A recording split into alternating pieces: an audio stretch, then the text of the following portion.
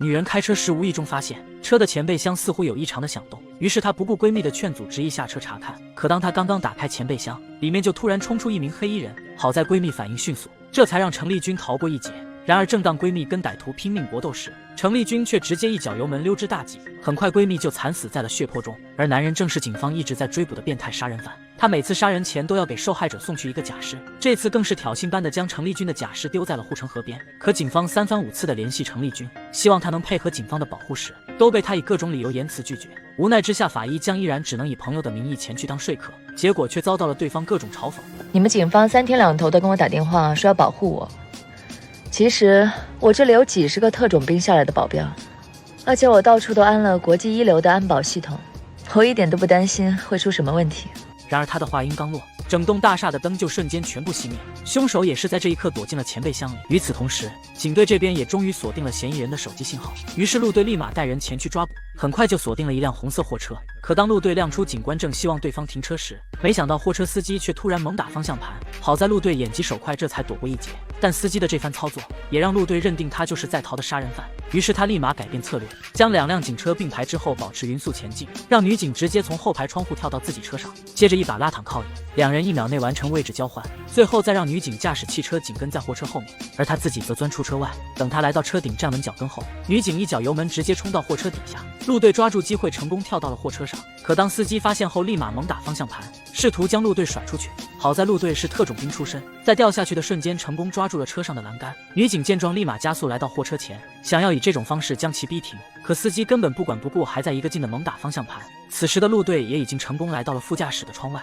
在最后一次示意司机停车无果后，他直接一拳干碎了窗户，钻进车内后3下5除2就迅速制服了司机。可还没等陆队缓过神来，前面不远处又出现了一辆事故车，陆队立马按下喇叭示意队友撤离，接着一脚踩下刹车的同时调转方向盘，最终成功将货车安全地停在了路边。可令众人万万想不到的是，他们千辛万苦抓到的却只是个走私犯，而那名杀手的手机就粘在这其中的一个木箱上。陆队也终于意识到自己中了对方的调虎离山之计。就在这时，警员接到了同事的电话，江依然身受重伤，正在医院抢救。可等陆队匆忙赶到医院后，江依然早已无力回天，这让陆队根本无法接受，因为对他而言，江依然不仅仅只是战友，更是他一生最心爱的女人，而且2人已经到了谈婚论嫁的阶段。陆队暗暗发誓一定要亲手抓住凶手，随后他立马传唤了程丽君。那个人长什么样子？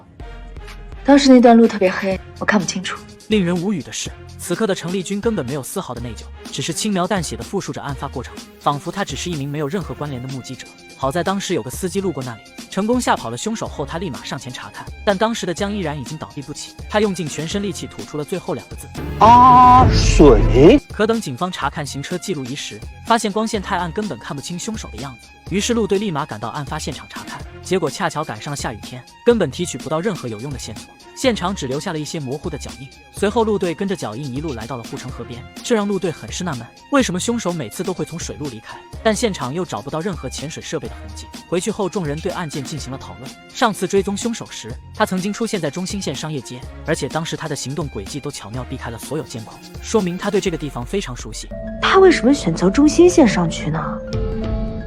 如果我是他，我杀了人，我肯定是先逃跑，我怎么可能还会去一个人口密集的公共场所呢？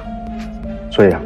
他来这儿一定是有动机的。于是陆队再次来到商业街复勘，结果无意中发现了一家名为阿水的饭馆，可这里的老板娘却是个哑巴，不过却从老板的口中得知，老板娘的名字就叫阿水，来自东南亚的一个小渔村，这让陆队心里顿时咯噔一下，于是就向老板提出想看一下当天的监控视频。可当老板调取监控时，却发现当天的视频已经不见了，显然是被有心之人刻意删除。不过警方还是拿走了当天的监控硬盘，回去后警方很快就将硬盘成功修复。从监控中可以看出，他们当天跟踪的嫌疑人果然来过阿水饭馆，并且还在门口撞上了江依然。陆队推测，当时江依然很可能看见了凶手的样子，而当他在跟凶手搏斗的过程中，极有可能曾经扯下了凶手的面罩，才导致凶手对他起了杀心。眼下只要查清楚阿水跟凶手之间的关系，应该就能确定凶手的真实身份。可当警方再次来到商业街后，才发现阿水小店竟突然之间暂停营业，这也让陆队更加确定了心中的猜测。很快警员就调查到了阿水出租屋的地址，可当陆队赶过去后，敲了半天门也没有人回应，于是他透过窗户往里一看，结果发现屋子里满是血迹。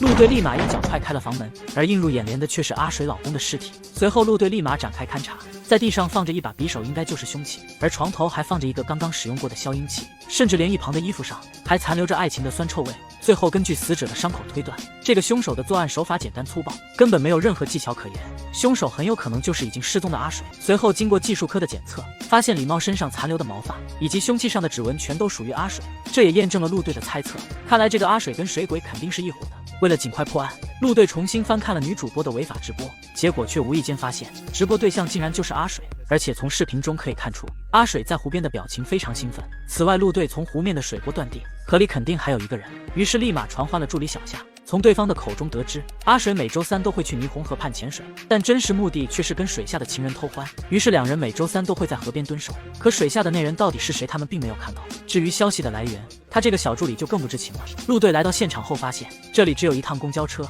于是立马找到公交司机了解情况。警方这才得知，阿水早在2年前开始，每周3凌晨都会乘坐第一班公交车前往霓虹河畔，而且每次看上去都特别的兴奋，返程时还总是一副意犹未尽的表情。但昨天凌晨出发后并没有返程，陆队怀疑阿水已经潜逃了。然而就在陆队准备对阿水进行全程通缉时，警方突然接到了一个报警电话。我要报警，有人失联了。失联人是海港市小白鹿当代芭蕾舞团的芭蕾舞演员崔善，已经失联好几天了。我建议你们调查一下城市控股集团的总裁程立军，这件事很可能跟他有关系，而且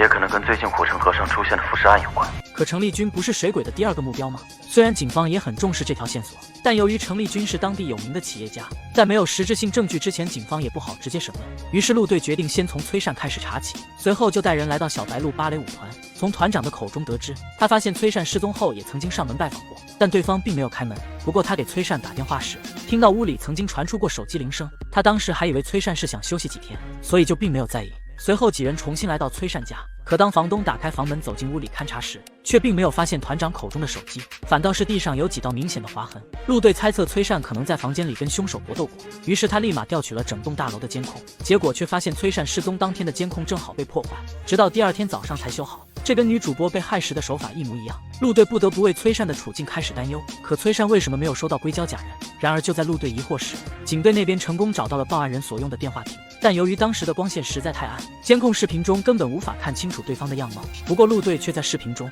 发现了一辆形迹可疑的双色迈巴赫，然而通过调查后却发现迈巴赫的车主居然就是程立军。于是警方立刻来到程立军的公司，可程立军却声称那辆车是她老公林子翠在开，还说崔善的失踪可能就是跟林子翠有关，因为他怀疑这2人可能已经私奔了，就连他自己现在也联系不到对方。无奈之下，陆队只好再次来到芭蕾舞团。从崔善的室友口中得知，有天晚上他曾经看到林子翠送崔善回家，并且表示2人很可能做了一些奇妙的事情，因为他发现崔善回来的时候没有穿内裤。也就是从那天开始，那辆迈巴赫就经常出现在宿舍楼下，而且有一次停了好久，崔善才下车。从外面回来之后就一脸的潮红，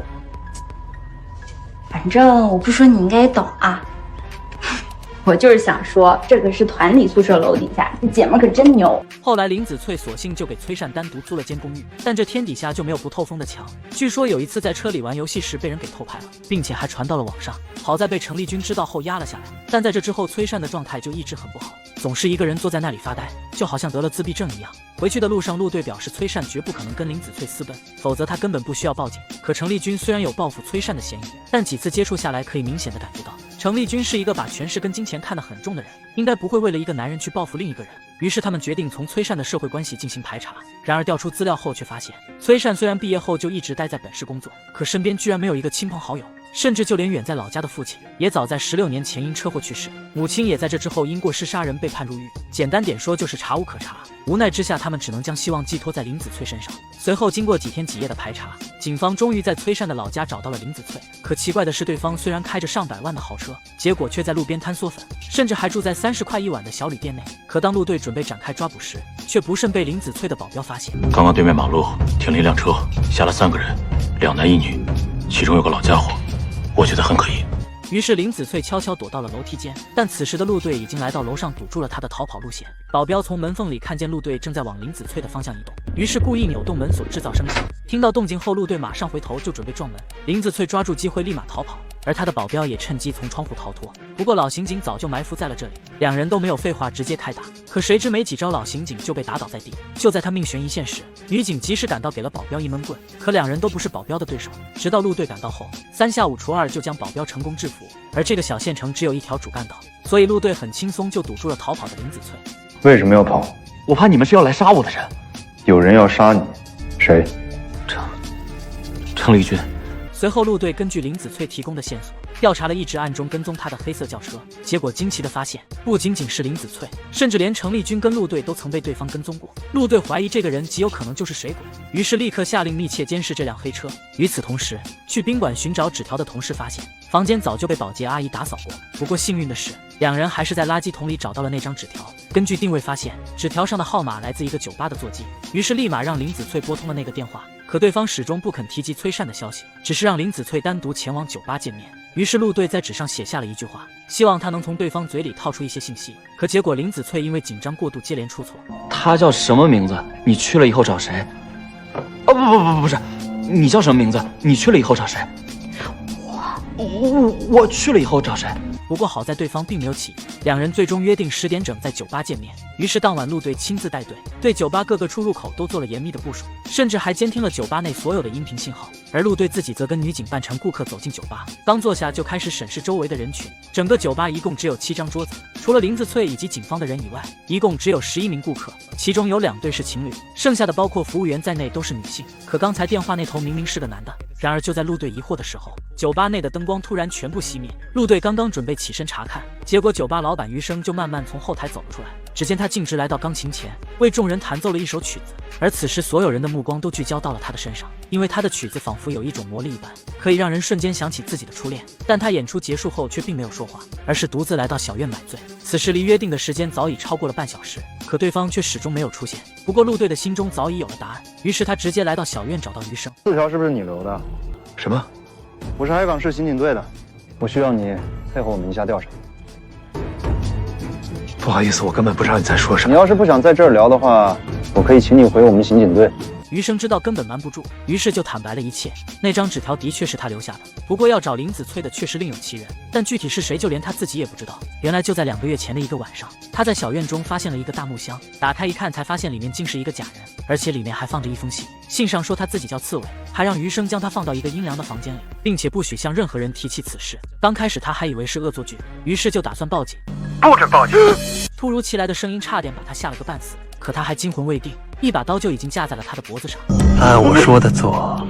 不然弄死你！面对神秘人的威胁，他不敢有丝毫的动作，直到对方的脚步声远去后，他这才瘫坐到了地上。为了自保，他放弃了报警的念头，接着按照对方的要求将假人搬到了地下室。从那一天开始，假人就总会向他提出一些奇怪的要求，起初还只是让他拿出笔记本记录下对方所讲述的故事，可上周却突然要求他将林子翠约到酒吧来，并且还给他提供了林子翠的行踪。可当他找到对方时，发现林子翠一直有个保镖跟在身边，所以好几天他都不敢靠近。直到有一天晚上，他发现林子翠进入了一个老房子里，他才将那张纸条压在雨刷器下面。起初陆队也并不相信，直到余生拿出了他与假人对话的监控视频，而假人所讲述的故事中不仅提到了自己的初恋崔善，而且还提到了哑女阿水。陆队也基本断定对方就是自己苦苦寻找的水鬼。随后陆队立马到地下室对假人进行了检查，结果发现他之所以能跟余生交流，是因为假人的嘴里有个传声话筒，耳朵里也安装了窃听器，眼睛里更是放着一个摄像头。然而就在警方要对假人体内的电话卡进行定位时，没想到假人又说话了。